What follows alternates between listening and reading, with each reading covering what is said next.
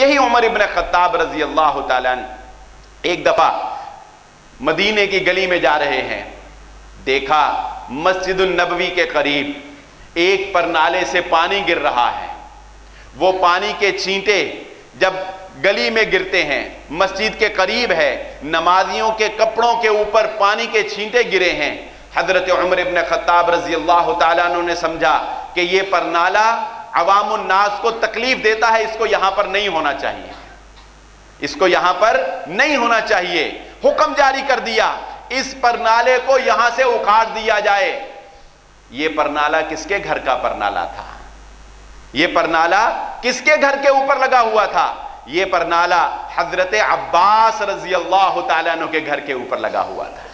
محبت بہت تھی عباس سے، چاہت بہت تھی، عقیدت بہت تھی، لیکن جب یہ سمجھا کہ یہ پرنالہ عباس رضی اللہ تعالیٰ عنہ کے گھر پہ جو لگا ہے یہ صحیح نہیں ہے، یہ لوگوں کی تکلیف کا باعث ہے، اس کو اکھاڑنے کا حکم دے دیا۔ ساری محبتیں، چاہتیں، عقیدتیں ایک طرف، حق کو جان کر اس پر عمل کروانا عمر ابن خطاب رضی اللہ تعالیٰ عنہ کا ایک طرف ہے۔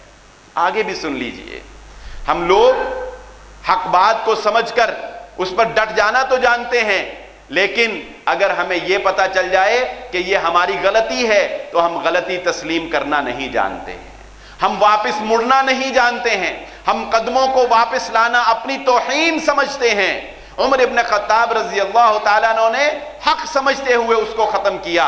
حضرت عباس کو پتہ چلا، مسجد النبوی میں تشریف لے آئے، کہا عمر یہ حکم آپ نے دیا تھا؟ کہا میں نے دیا تھا۔ کہا جانتے ہو یہ پرنالہ کس نے لگایا تھا؟ کہا جانتے ہو یہ پرنالہ کس نے لگایا تھا؟ عمر ابن خطاب رضی اللہ تعالیٰ نے پوچھا عباس کس نے لگایا تھا؟ کہا یہ پرنالہ محمد عربی صلی اللہ علیہ وآلہ وسلم نے اپنے ہاتھوں سے لگایا تھا، اپنے ہاتھوں سے لگایا تھا۔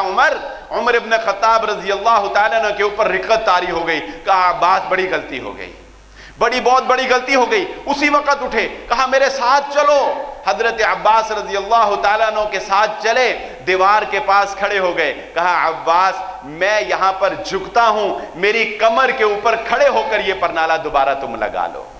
حضرت عباس نے کہا نہیں عمر اس تکلف کی ضرورت نہیں، میں لگوا لوں گا، آپ نے اجازت دے دی میں لگوا لوں گا۔ کہا نہیں میں جھکوں گا، جس طرح انسان رکوع کے اندر جھکتا ہے میں جھکوں گا، تم میری پیٹھ پر سوار ہو کر یہ پرنالہ لگاؤ گے۔ حضرت عمر ابن خطاب رضی اللہ تعالیٰ عنہ جھکے، حضرت عباس ان کی پیٹھ پر سوار ہوئے اور اپنے ہاتھوں سے اس پرنالے کو دوبارہ وہاں پر بنا دیا۔